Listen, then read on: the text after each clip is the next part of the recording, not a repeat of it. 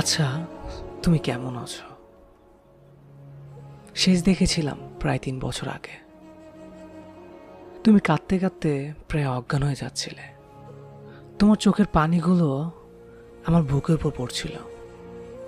আমি তোমার চোখগুলো মুছে দিতে চেয়েছিলাম, কিন্তু শুনেছি তোমার বিয়ে হয়ে গেছে। তোমার স্বামীটা নাকি অনেক ভালো। তুমি সুখে থাকো, আমিও তাই চেয়েছিলাম।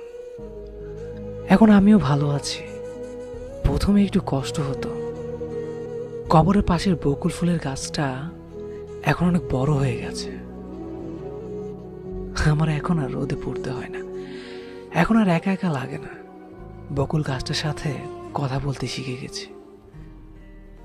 এখন আর কেউ আসে না আমার কবরটা দেখতে।